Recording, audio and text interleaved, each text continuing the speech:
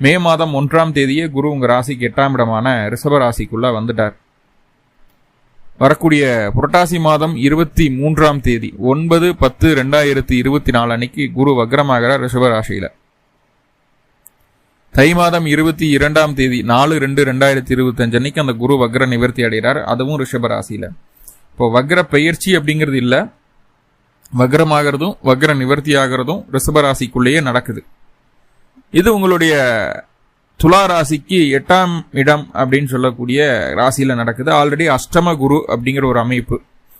ஆனா ராகு கேதுவனுடைய அமர்வும் சனியனுடைய அமர்வும் உங்களுக்கு நல்ல ஒரு இடத்துல தான் இருக்குது, தொந்தரவு சொல்லக்கூடிய இடங்கள்ல இல்ல. குரு மட்டும் இப்ப 8ஆம் இடத்துக்கு போய் மறைஞ்சாச்சு, அஷ்டம குரு ஆயாச்சு. சோ இது நல்லதா சார் துலாத்திற்கு அப்படின்னு சொல்லி கேட்டுட்டோம் அப்படின்னா, முதல்ல அஷ்டம குருவே நல்ல விஷயம்தான் துலாத்திற்கு. ஏன்னா 3/6க்கு அதிபதி குரு பகவான் துலா ராசிக்கு. நன்மைகளை சிறிதும் கூட செய்யாத கிரகம்.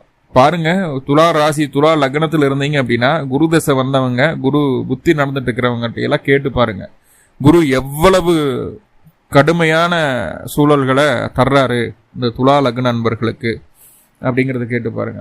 அந்த காலகட்டங்கள்ல செத்து பழச்சன்னு சொல்றவங்க தான் 100% இருப்பாங்க.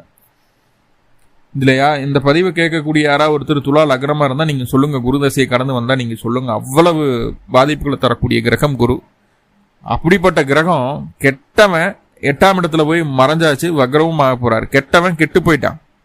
கெட்டவன் கெட்டிடில் கிட்டிடும் ராஜயோகம் அப்படிங்கிற ஒரு அமைப்பு. 6க்குடையவர் 8ஆம் இடத்துல மறைவது அப்படிங்கிறது ஒரு மறைவு ஸ்தானாதிபதி இன்னொரு மறைவு ஸ்தானத்தில் இருப்பது நன்மை. கூடவே அங்க வக்ரமாகிறார்.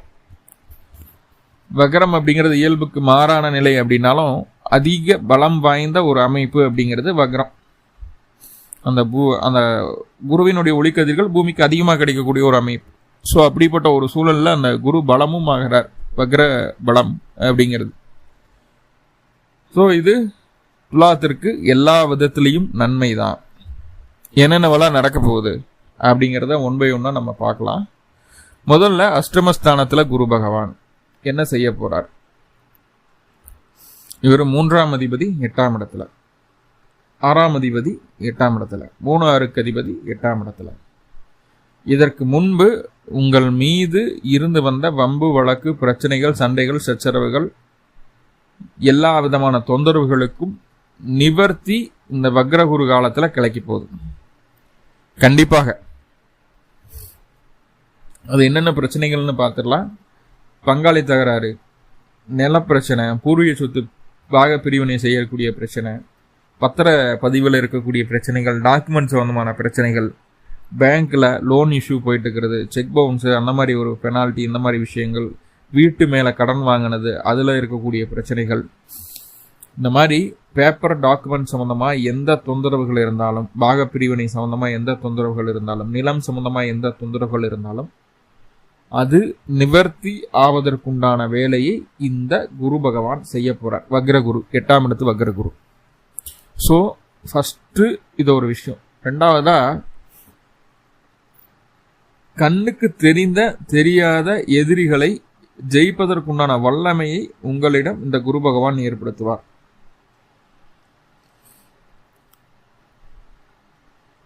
தெரியாத எதிரிகளை கூட ஜெயிக்கிறதுக்கு உண்டான வல்லமை கேட்கறக்கே எவ்வளவு நல்ல விஷயமா இருக்கு இல்லையா?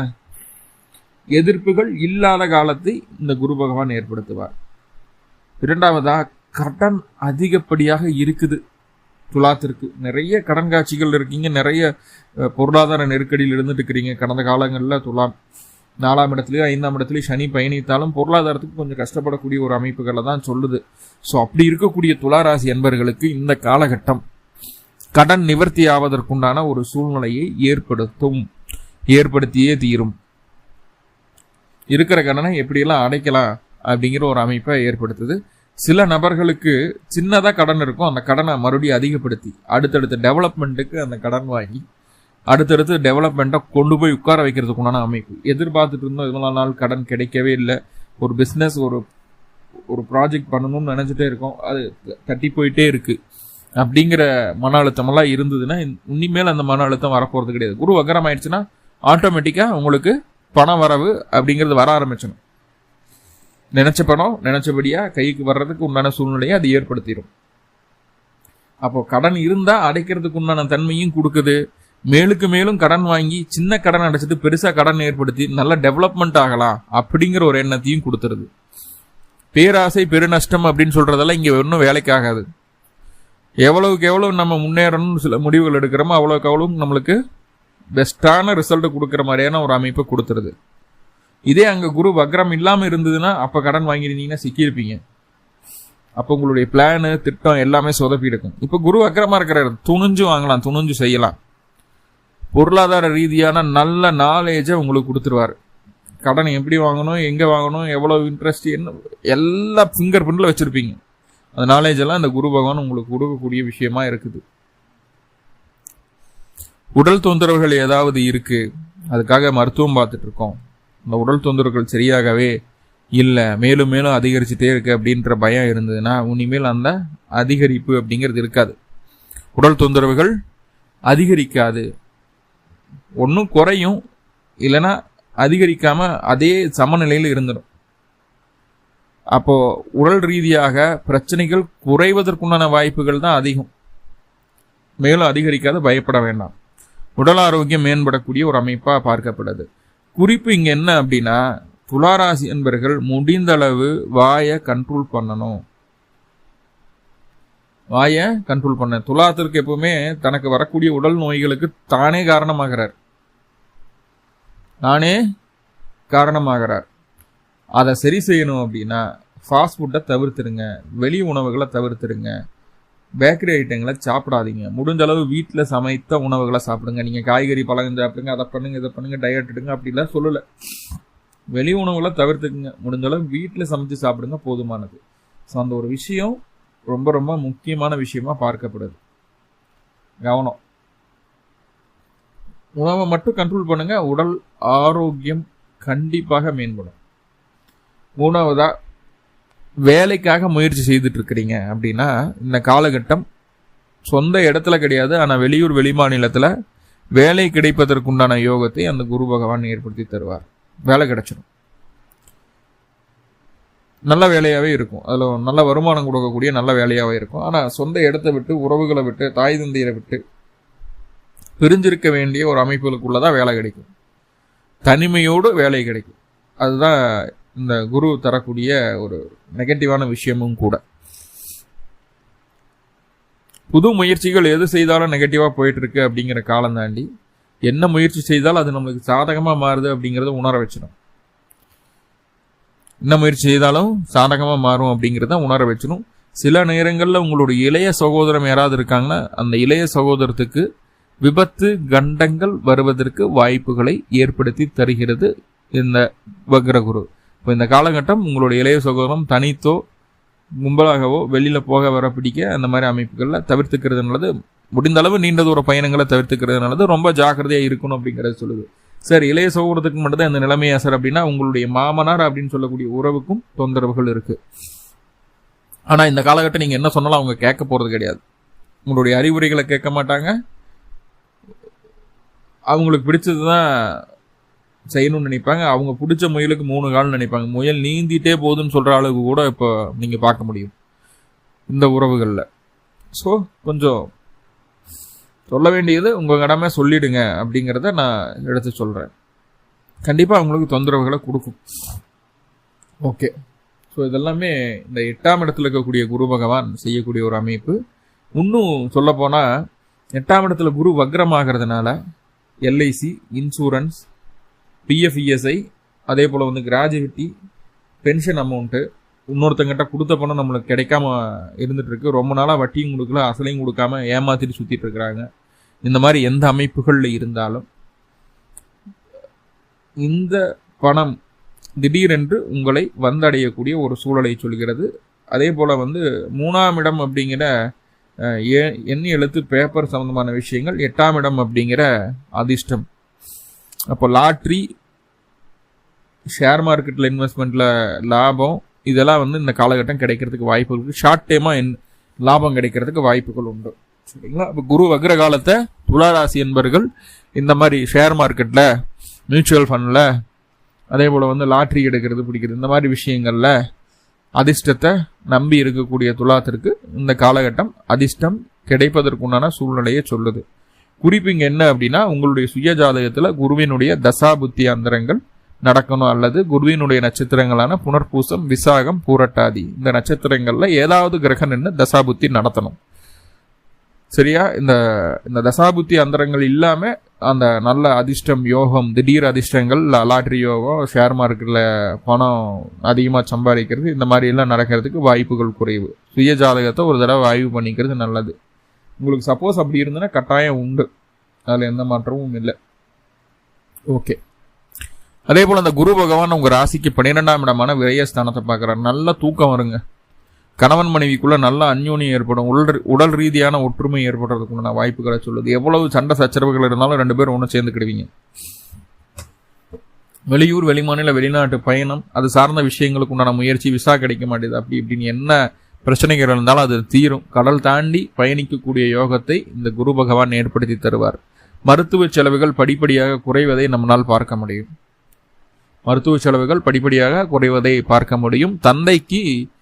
தந்தையினுடைய பெயரில் இருந்து வந்த சொத்தில் இருக்கக்கூடிய பிரச்சனைகள் நீங்கும். தந்தையினுடைய உடல் ஆரோக்கியம் மேம்படக்கூடிய ஒரு அமைப்பாக பார்க்கப்படுகிறது. அவங்க கொஞ்சம் நல்லாவே மாற்றம் அடைஞ்சிருவாங்க.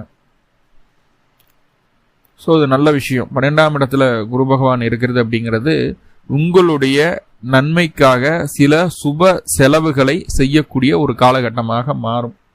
உங்களுடைய வளர்ச்சிக்காக, உங்களுடைய நன்மைக்காக சுப செலவுகளை செய்வீர்கள். செலவு ஆனால் கண்டிப்பாக உண்டு. எந்த அளவுக்கு செலவு செய்கிறீங்களோ அந்த அளவுக்கு வருமானமும் இந்த குரு பகவான் ஏற்படுத்தி தருவார். இல்லை மாற்றம் இல்லை. பாருங்க, குருவினுடைய பார்வை உங்கள் ராசிக்கு 2ஆம் இடத்துக்கு உள்ளது, குடும்பஸ்தானத்திற்கு. திருமணம் ஆகாமல் இருக்கக்கூடிய நபர்களுக்கு திருமணம் ஆவதற்குண்டான வாய்ப்புகளை இந்த காலகட்டம் ஏற்படுத்தி தருகிறது. குடும்பம் அமையலைன்னா குடும்பம் அமைஞ்சிடும்.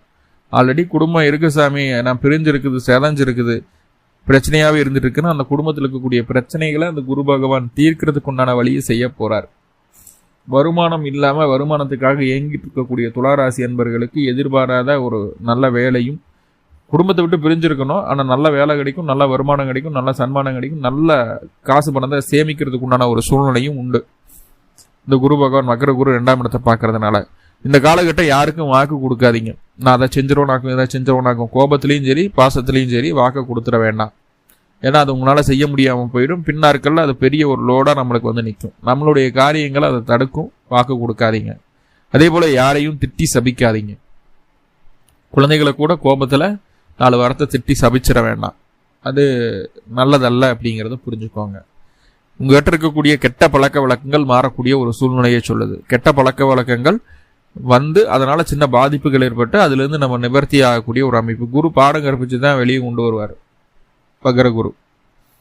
அப்போது தொந்தரவுகள் ஏற்பட்டு அதுக்கப்புறம் அந்த கெட்ட பழக்க வழக்கங்களை விட்டு சுத்தமாக இருக்கிற மாதிரியான ஒரு சூழ்நிலைக்குள்ளே உங்களை எடுத்துகிட்டு வருவார். ஸோ இது ஒரு நல்ல விஷயமா பார்க்கப்படுது.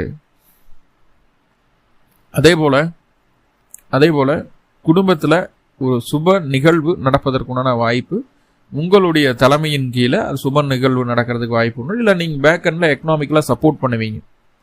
சரிங்களா? ஸோ அந்த மாதிரியான ஒரு அமைப்புகள் சொல்லுது. குடும்பத்துக்குள்ளே ஒரு புது உறவு வருவதற்குண்டான வாய்ப்பு. ஒரு மீன் தொட்டி வாங்கி வைக்கலாம், ஒரு புதுசாக ஒரு பொமேரியன் வாங்கலாம், ஒரு நாய்க்குட்டி வாங்கலாம். ஸோ அந்த மாதிரி புது உறவுகள் குடும்பத்துக்குள்ளே வர்றதுக்கு வாய்ப்புகளை இது ஏற்படுத்தி தருது. அதே போல் குருவினுடைய பார்வை 4ஆம் இடத்துக்கு இருக்குது.